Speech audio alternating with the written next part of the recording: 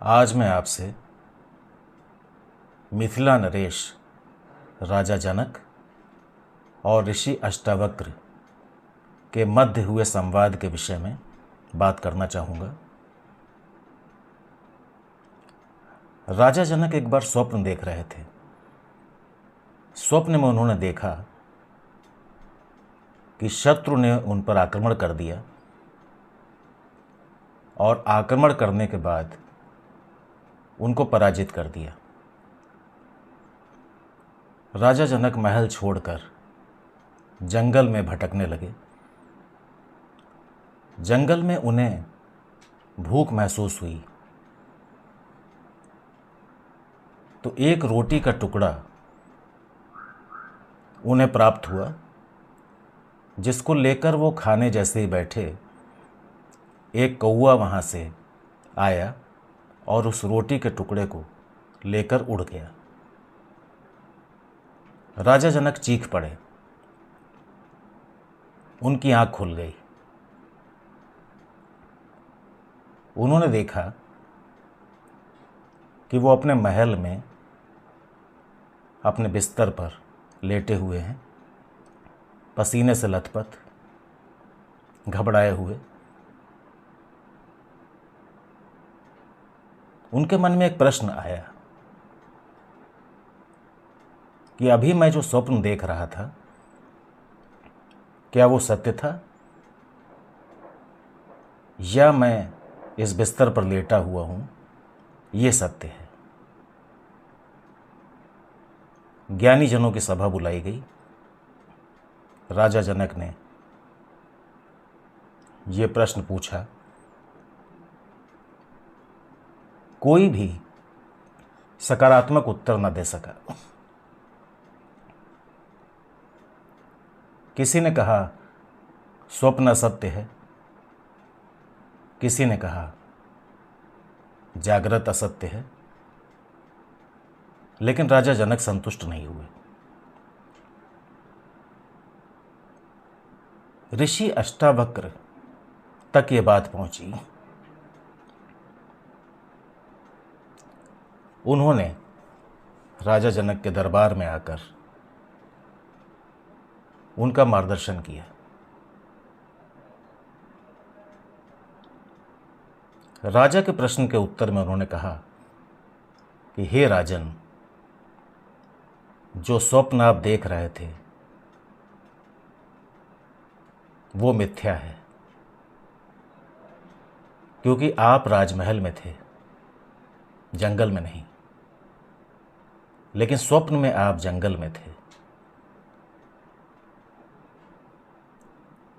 इसका अर्थ ये हुआ कि या तो जंगल असत्य था या राजमहल में बिस्तर पर आप लेटे थे वो असत्य था।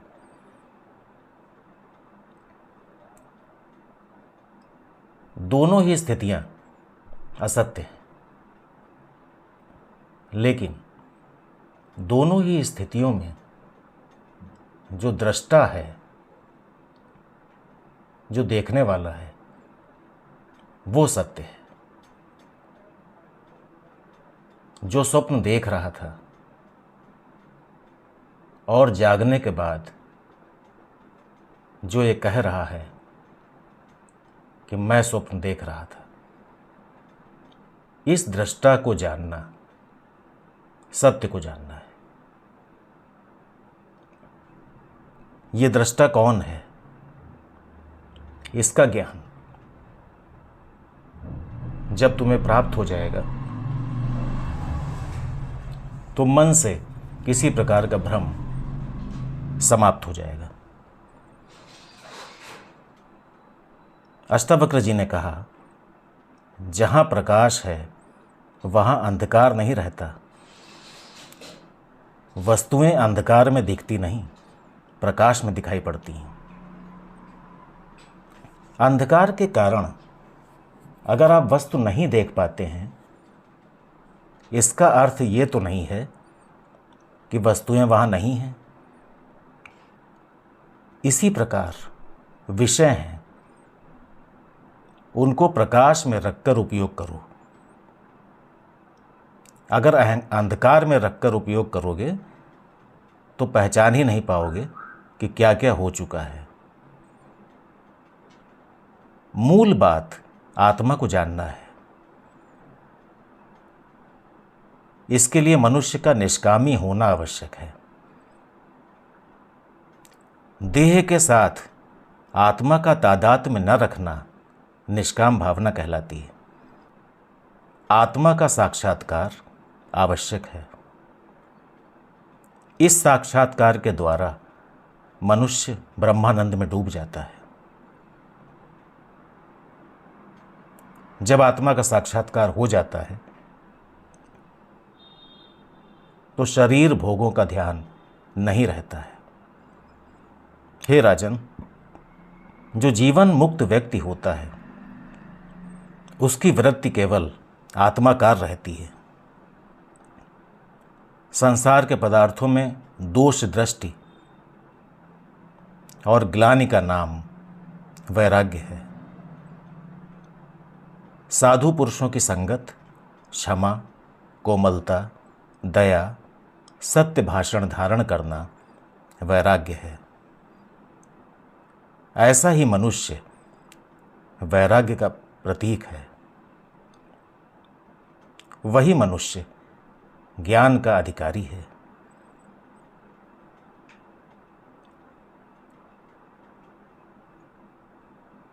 हे राजन, तुम पृथ्वी नहीं हो, न तुम जल रूप हो, न अग्नि रूप, न वायु, न आकाश रूप हो।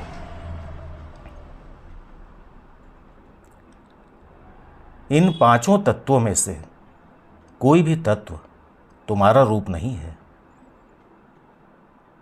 पांचों तत्व मिलकर इंद्रिय विषयों का गढ़ ये स्थूल शरीर है। ये भी तुम नहीं हो, क्योंकि शरीर क्षण क्षण में बदल रहा है। पहले बाल्यावस्था, फिर किशोरावस्था, फिर युवावस्था, फिर वृद्धावस्था और अंत में मृत्यु।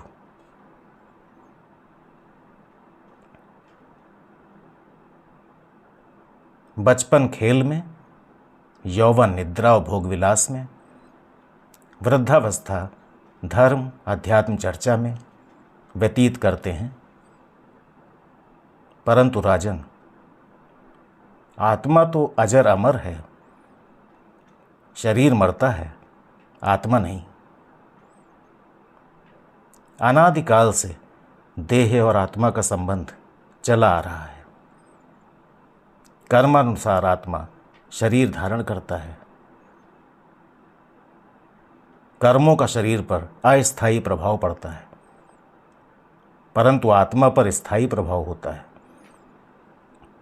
कर्मों के अनुसार ये शरीर धारण करता है। हे राजन, यही संसार चक्र है। इसी को जन्म मरण आवागमन कहते हैं।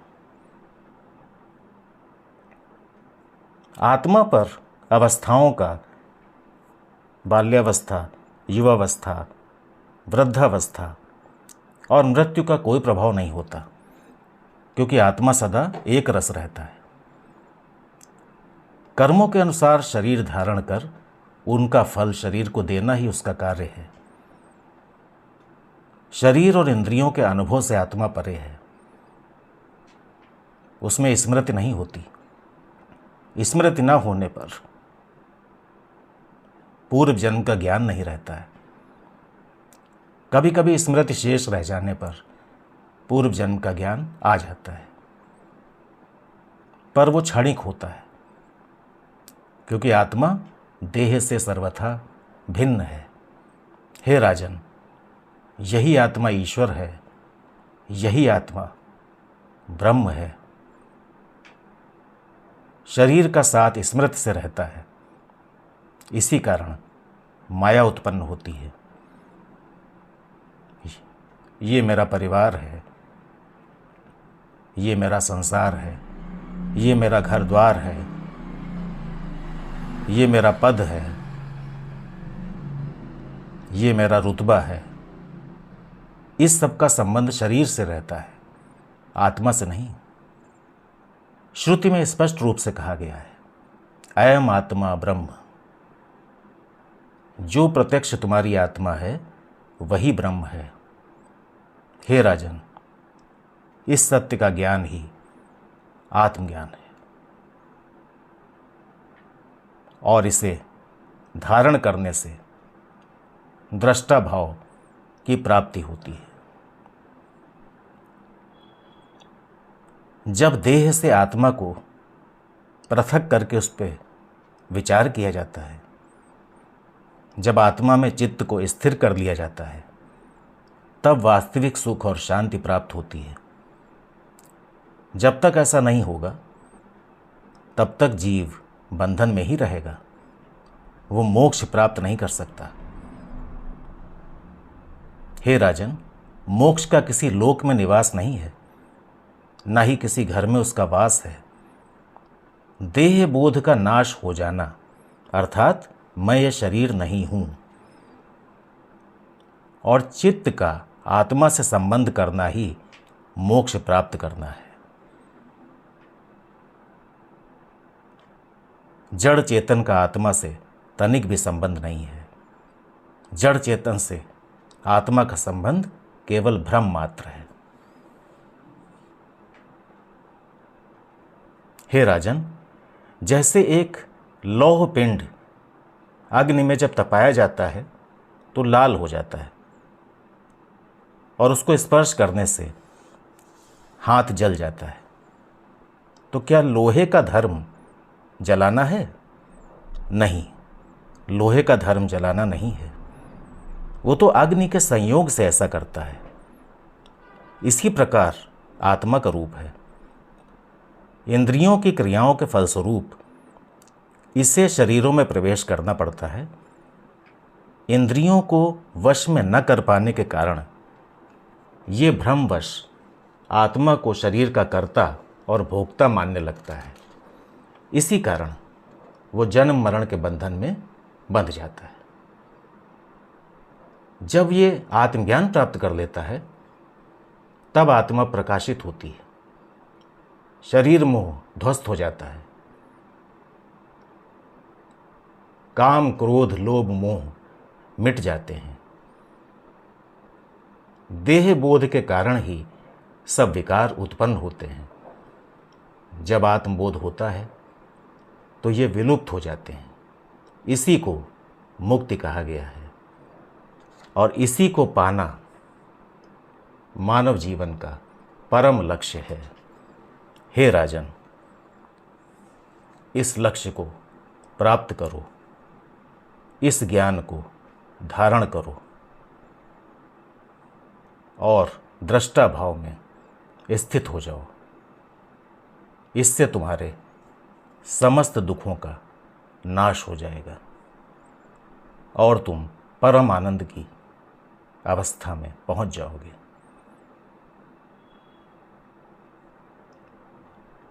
एकदम शांति की अवस्था में मन पूरी तरह से शांत हो जाएगा, देह भाव मिट जाएगा और तुम आत्म रूप में स्थित हो जाओगे।